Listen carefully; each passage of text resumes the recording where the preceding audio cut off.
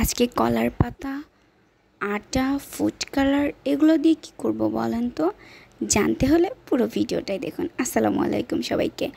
আজকে আমি মাহিনের জন্য এক ধরনের পিঠা বানাতে আসছি। আমি এই প্রথম এই পিঠাটা বানিয়ে ট্রাই করলাম।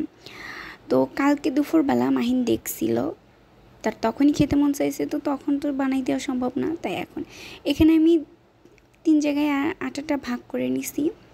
আটা এখানে দিচ্ছি গ্রিন কালার, তারপরে আটাটা ভালো করে মুথে নেব। আর হ্যাঁ, চাল 24 ঘন্টা ভিজাই রাখার পরে তারপরে পাটা দিয়ে বেটে নিতে হবে অথবা ব্লেন্ড করতে হবে। তো আমি পাটা দিয়ে বেটে নিয়েছি। তো এখানে আমি 3 কালারের বানাবো, একটা সাদা, একটা গোলাপি আর একটা সবুজ। এই যে আমার এখানে সবুজ কালারটা রেডি।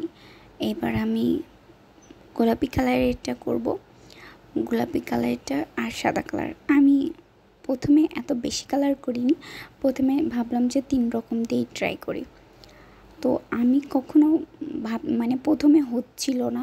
সিরিঞ্জে মোটা সিরিঞ্জ দিয়ে কেউ বানাতে যাবে না, মোটা সিরিঞ্জ দিয়ে বানালে হচ্ছে না। আমি অনেকবার ট্রাই করছি, প্রথম অবস্থায় আমার একদমই খারাপ হচ্ছিল, কোনো ডিজাইন আসছিল না, পিঠা ভালো হচ্ছিল না, কিছুটা নষ্ট হয়েছে।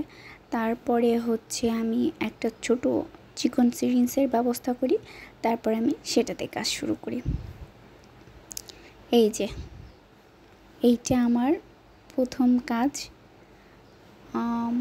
প্রথমে লালটা বানাইছিলাম, এরপরে আমি সবুজটা বানাবো।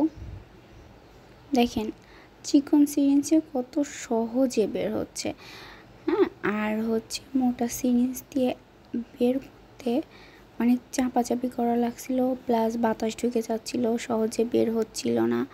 আর কেউ এত পাতলা করে দিবেন না। আমি প্রথমে পাতলা করে বানানোর পরে ভাবলাম যে এগুলো ভাপ দিতে গিয়ে এগুলো ভেঙে যাবে। তারপরে আমি আবার ডাবল করে 1.5 সিরিঞ্জ করে, একটা পিঠাতে 1.5 সিরিঞ্জ করে আটা দিলে একটা পারফেক্ট লেয়ারের একটা পিঠা তৈরি হবে।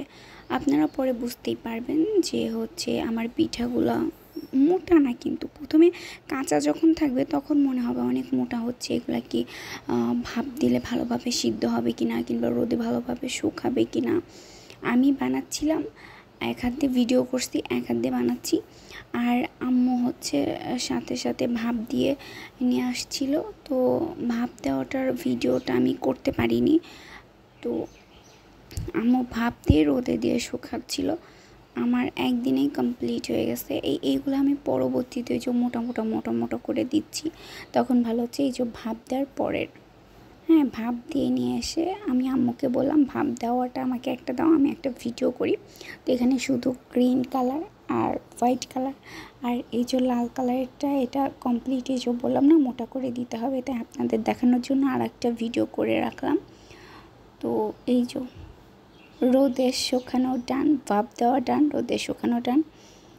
আমার এই পিঠা যাদের ভালো লাগছে তারা আমার পেজটাকে ফলো দিয়ে রাখবেন। Bye bye.